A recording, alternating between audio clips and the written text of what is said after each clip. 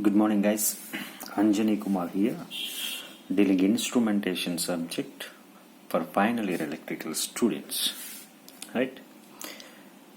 We started the concept of transducer, right? In the last session, we discussed about the characteristics of a transducer.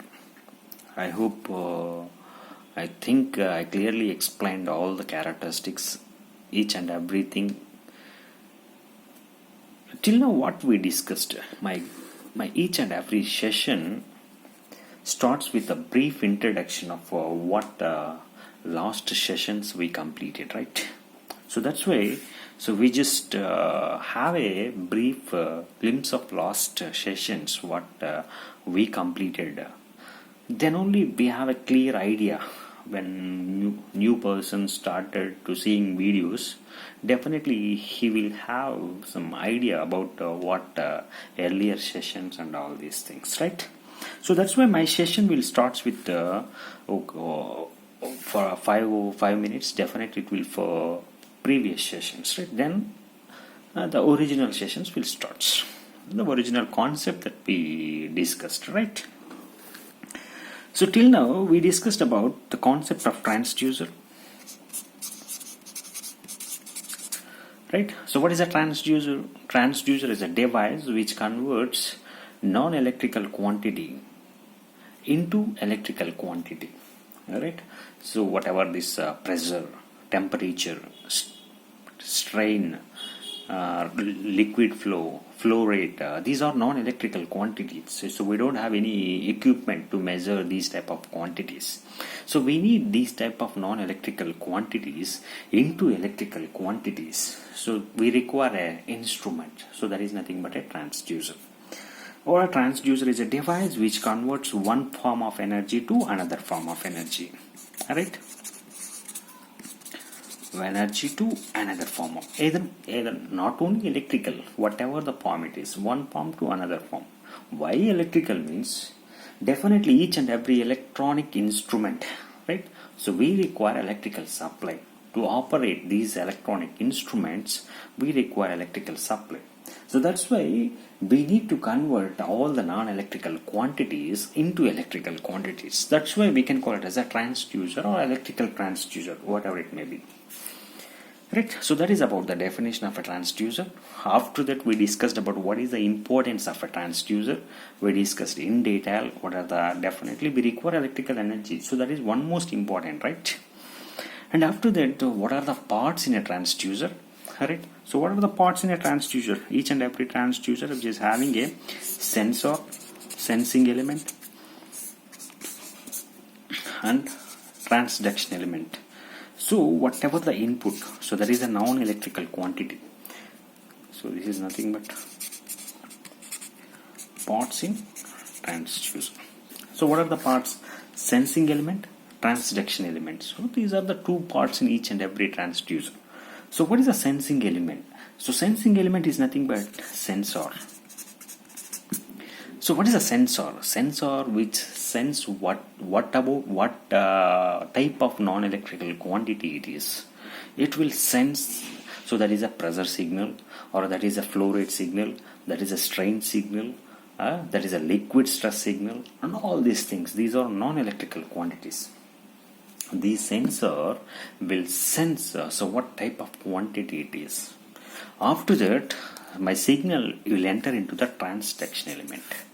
So what is the function of a transduction element? The main component in a transducer is a transduction element. So these element which converts non-electrical quantity into electrical quantity. Right? So the main important part in a transducer is a transduction element. Very, very important question. Right? So what is the function of a transduction element? Means the transduction element which converts a non-electrical quantity sensed by the sensor converted into electrical quantity. So that is an important thing in a transduction element. It may not be a electrical, so it should be a mechanical also, or it should be optical also.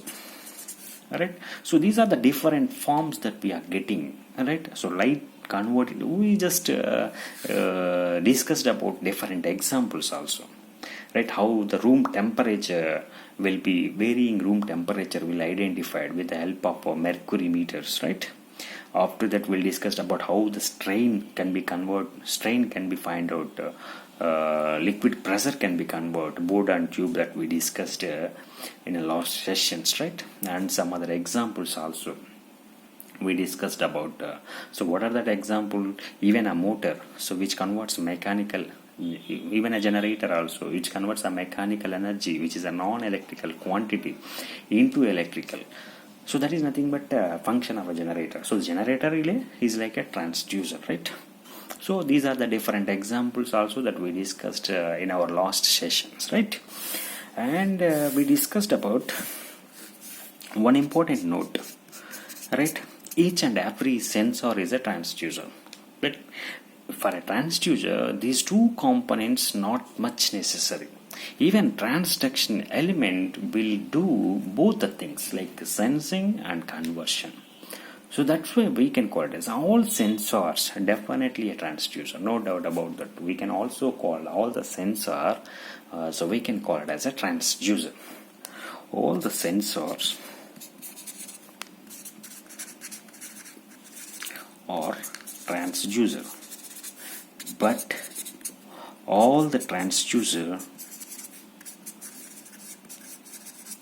may not be sensor. Alright, so what is the important statement? This statement we got in polytechnic exams few months back. We wrote that exam, right? In that we got this type of question, right? So all the sensor we can call it as a transducer, but all the transducer may not be a sensor.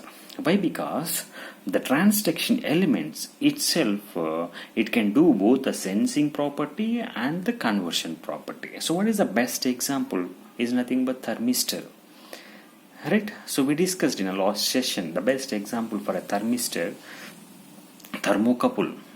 Alright, best example. What is a thermocouple?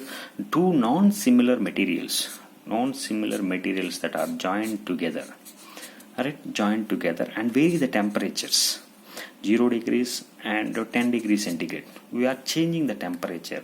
So what happens? It will generate the heat, right? How the heat is converted to electrical energy. That means one form energy we can convert it to another form of. We'll discuss. We have a separate concept of thermocouple. We discussed in that. Thermocouple is nothing but two dissimilar metals. So this is one type of metal and this is another type of metal. So which are joined together and we are varying the temperature. First 0 degree centigrade you are going to heat that element, and from 10 degrees centigrade you are going to increase the temperature. Definitely there will be heat will be generated. So how that heat is converted to electrical energy is nothing but a thermocouple. So that is temperature is converted to electrical energy. So from that electrical energy you can identify how much temperature changes. Alright, so this is the best example for how in this example we are not using any sensors, right? The transduction element itself act as a sensor. Alright, so that is the best example for without a sensor, like a transducer means thermocouple. We discussed all these things in our last sessions.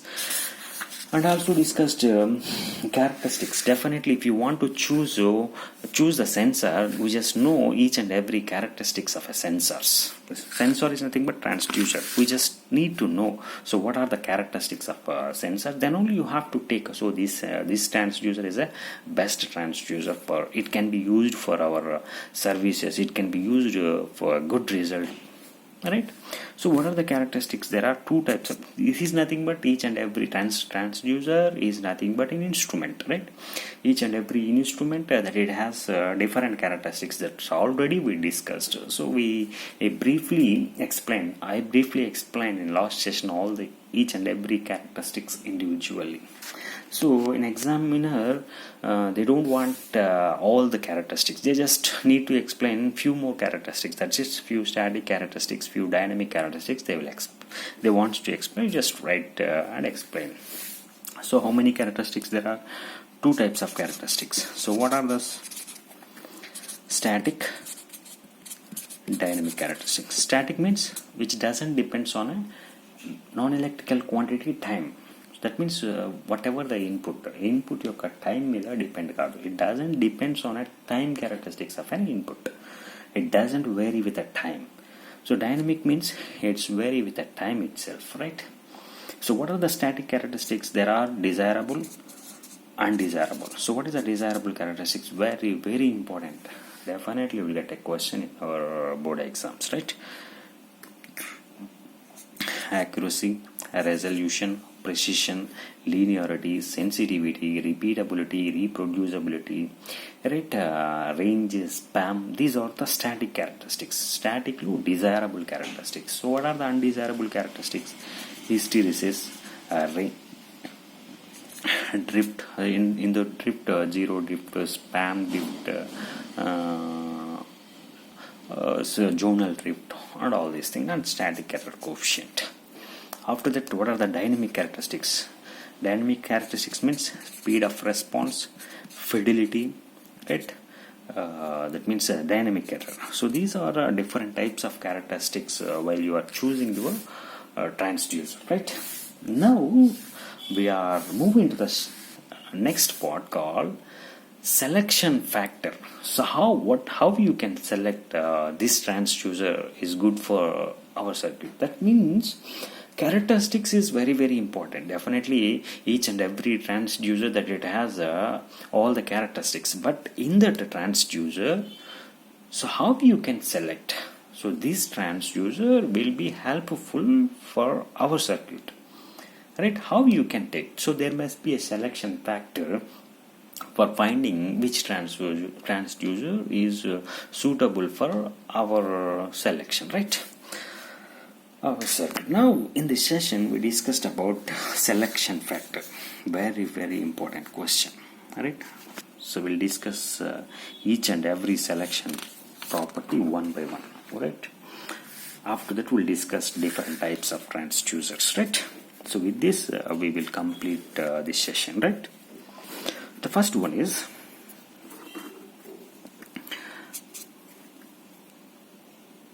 choice. So no other transducer which exhibits all these properties, right? So we have to take at least 90% of these type of characteristics or selection factors exhibits, then definitely you'll take the transducer for your purpose, right? Choice of selection of transducers. Very, very important question. I'll explain each and every factor in detail, right? I don't want to write all these things.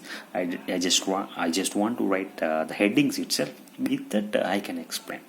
So if you people are interested, you just take your notes, right? That's it, correct? I hope all of our students following these videos. I thought okay. So definitely, if not, you should follow. Definitely, you should have brief things that what instrumentation subject it is and what are the contents it is having. Mostly, it's very, very difficult subject, right? So if you follow regularly, definitely you will get idea how to write the exam, how to prepare the exam, right? How to prepare the subject of instrumentation. Right, I'm explaining each and every topic in detail, right? So if you have any doubts, definitely you should call me and I will be available for you guys. I'll explain whatever the problem that you have, right? The first selection factor is based on principle of operation.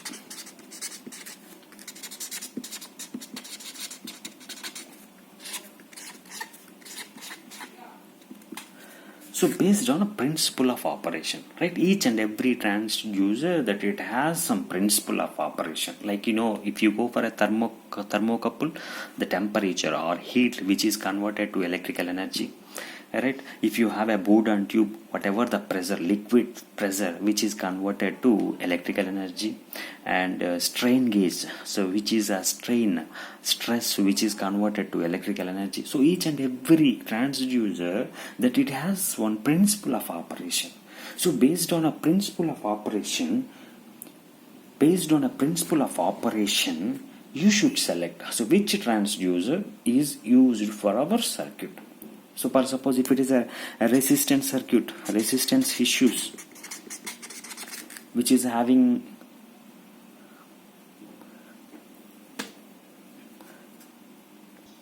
so resistive transducer, there will be a different types of transducer for these type of principle of operations, right? So if you have a resistive components in your circuit, so better go for a resistive transducer. If you have a inductive components that are present in your circuit, better to go for inductive transducer. If you have a capacitance circuits which are present in your circuit, better to go for a capacitive transducer. Or else active components that are presented in the circuit, better to go for active transducer, right? So these are different types of transducers we will discuss in following sessions, but based on a principle. So whether you have to choose what type of a principle in our circuit, right? So with that you will go and select your transducer. So that is the first thing. So based on principle of operation, right? Second one is sensitivity, right? Always if you want to choose your transducer which is having high sensitivity,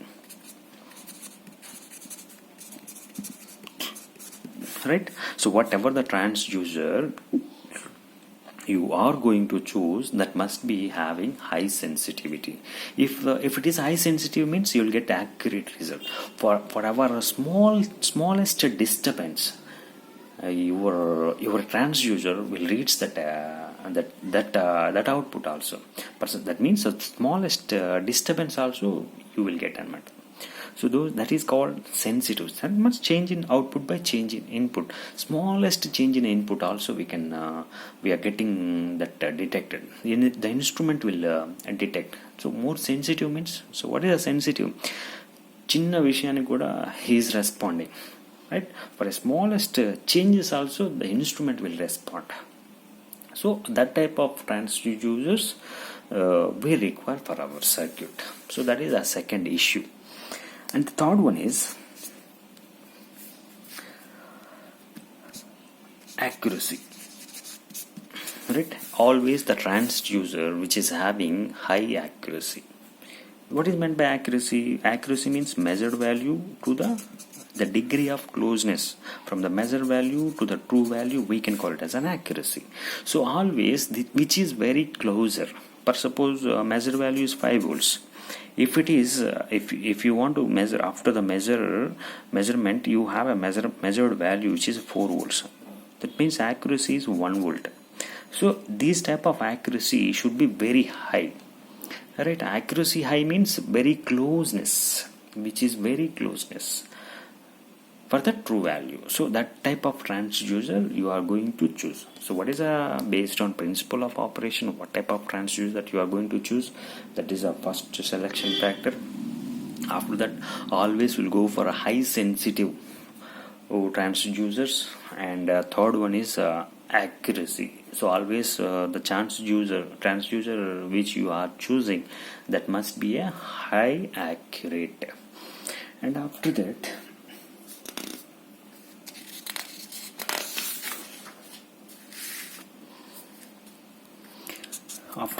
less error. So whatever the transducer, the deviation from input to output, from output to input or input to output, it will be very less. That means the deviation from output to input, we can call it as an error, or input to output, whatever may be, mod. Right? So this deviation must be very less. So those type of transducers you are going to choose. So always the error coefficient should be very less. So then only you will get a accurate instrument, right? And then operating range. the transducer which is having more operating range. For suppose if you want to measure 0 to 10 volts, you have to take more operating range, 100 volts also. So the range should be very high, but it will give more resolution, right? So operating range should be very high, and that means whatever the components 0 to 100 volts, so you can go for measure 10 volts, 20 volts, 30 volts, whatever it may be. So with this instrument you will find out, right? So operating range should be very high, in that the resolution should be very high. That means smallest change also we can detect. It's very very important note. So operating range should be very high, in that the resolution also very high. So this is one more selection factor. And after that, frequency domain specification and time domain specification. So that means whatever the transducer that will exhibit the time domain specifications and frequency domain specifications, like delay time, rise time, peak time, delay time, so peak overshoot, settling time, right? Peak overshoot, settling time,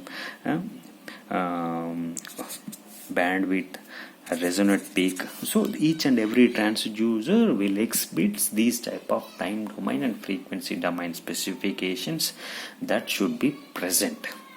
So what in this paper that we explained, the error should be very less. So whatever the transducer that you are going to choose, that should have a very less error coefficient. So what is error means? The deviation from output to input, we can call it as an error. So that should be very less.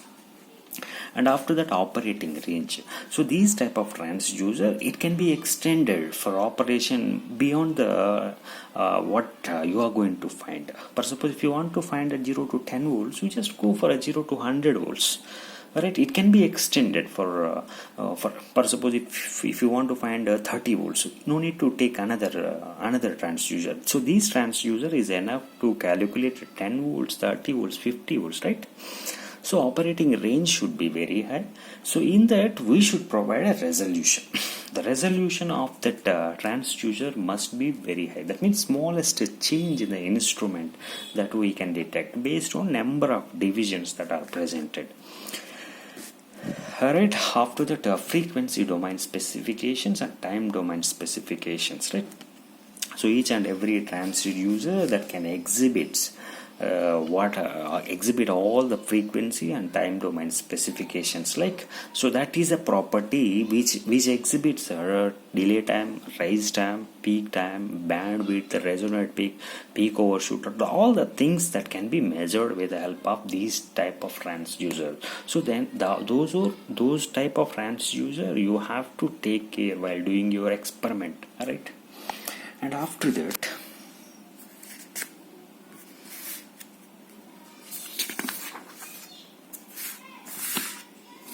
this is very very important question, so better to understand here itself.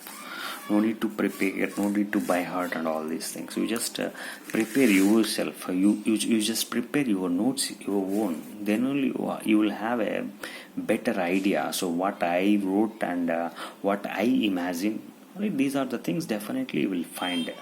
So then you will write your own thoughts in the examination itself, right? And the third and the second one is, and the another one is loading effect. So whatever the transducer which is having a less loading effect, right? So less loading effect. I clearly explain what is the concept of loading effect. So I don't want to take again. So it will take around 15 to 20 minutes to explain what is the concept of loading effect. So if you have any doubts, you just go through my previous session. You just clearly understand what is the loading effect. I have taken one class for this loading effect concept, right?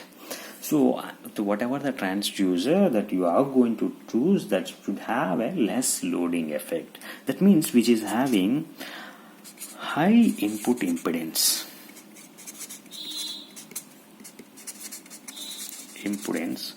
less output impedance. So these are the factors we need to maintain for a less loading effect. So whatever the transducer that you are going to choose, that must have these characteristics: less loading effect. So less loading effect means which is having the following properties. So what are the properties? Which is having high input impedance and less output impedance. So these are the properties in order to get your transducer for a less loading effect. Next, another one, environmental conditions.